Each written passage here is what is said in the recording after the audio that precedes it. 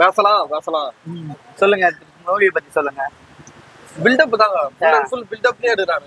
அதான் சொன்னேன், டாலிவுட்ல வந்து இந்த இந்த ஜானர் வந்து சேஞ்ச் பண்ணலாம். டாலிவுட்க்கு ரொம்ப மிகப்பெரிய ஆபத்து தான் நான் சொல்லுவேன். ஏன்னா இது வரைக்கும் கொடுத்த பில்டப்லயே இது வந்து ரொம்ப மட்டமான பில்டப்பா இருக்கு. ஏன்னா பில்டப் கொடுத்துன்னு ஒரு ரீசன் இருக்கணும். இந்த படத்துல மட்டும்தான் ரீசனே இல்லாம பில்டப் கொடுத்த மாதிரி இருக்கு. நீங்க என்ன ஃபீல் பண்ணீங்க? கரெக்ட் தான். எனக்குமே வந்து படம் வந்து எனக்கு ஒட்டல. ஏன்னா இது ஒரு 4 படம் 5 படம் ரிலீஸ் ஆச்சு.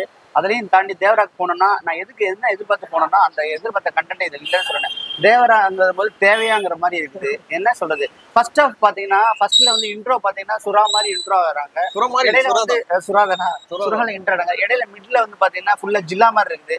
கிளைமேக்ஸ் பாத்தீங்கன்னா பாகுபலி மாதிரி இருக்கு. 3 படத்தையும் மிக்ஸ் பண்ணி இந்த கொரட்டாலா சிவா எதுக்கு இவர் படம் எடுத்தாருன்னே தெரியல. எவ்வளவு பெரிய ஆர்டிஸ்ட், ஒரு ஆஸ்கார் சாங்ல ஒண்ணு. அந்த சாங் கூட பார்த்தீங்கன்னா மண்ணை கிளப்பிட்டே இருக்காரு.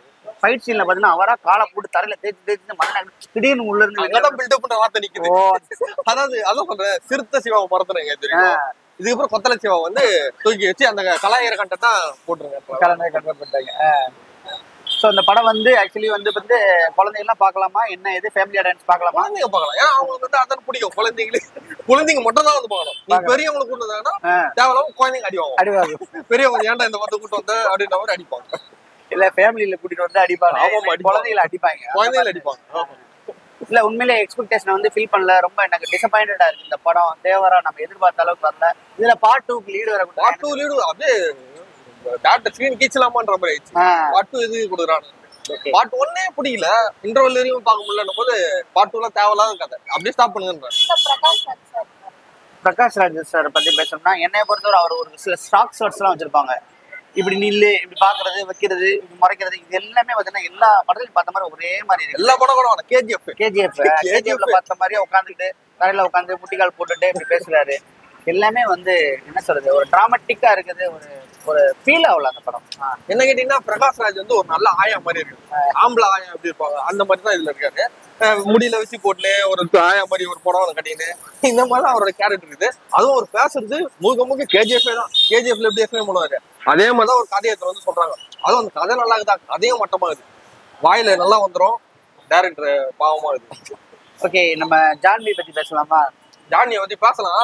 நீங்க ஜான்வியை பத்தி பேசுறதும் ஒண்ணுதான், அவங்கள இன்ஸ்டா ரீல்ல பாக்குறதும் ஒண்ணுதான். ஓகே, அது நீங்க ரீல்ஸ்லயே பார்த்து போயிடலாம். அதுல ஒன்ற மாதிரி பாத்தீங்கன்னா எல்லாரும் இன்ஸ்டா ரீல்ல இருந்து படத்துக்கு வருவாங்க, மூவிக்கு வருவாங்க. இங்க வந்து மூவில இருந்து இன்ஸ்டா ரீல் போக வேண்டியது. அந்த மாதிரி வந்து ஒரு சின்ன ஒரு டான்ஸ் போடுறாங்க, அவங்களுக்கு ஒரு ஒரு ஒரு மெலடி சாங்கை வச்சுட்டு அப்படி இப்படின்னு வந்துதான் போறாங்க. ஒரு அழகான ஒரு நடிகையை வந்து நம்ம யூஸ் பண்ணாம விட்டுட்டாங்களோன்னு சொல்லிட்டு எனக்கு ரொம்ப ஃபீலா இருக்குது. அதுவும் பாத்தீங்கன்னா இன்டர்வல் பின்னாடி ஒரு 10 நிமிஷம் கழிச்சு தான் வர்றாங்க. கிட்டத்தட்ட அவங்க வரவுக்காண்டி 1.5 மணி நேரம் காத்திருக்கிற மாதிரி ஆயிப்போச்சு. அது ஒரு டிசப்பாயிண்டட் தான்.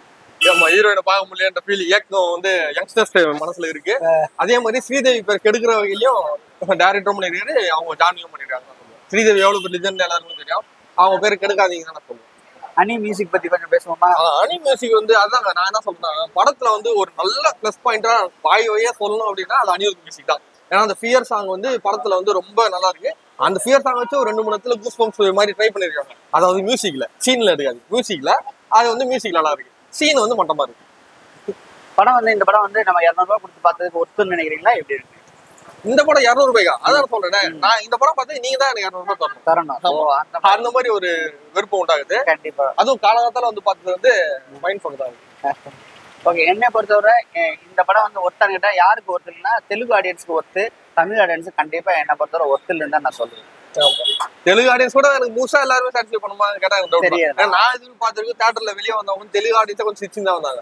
ஒரு நல்ல ஒரு காமெடி படமா தெரியாது போல, அவங்களே ஃபீல் ஆயிருக்கு. கரெக்டா சொன்னீங்க.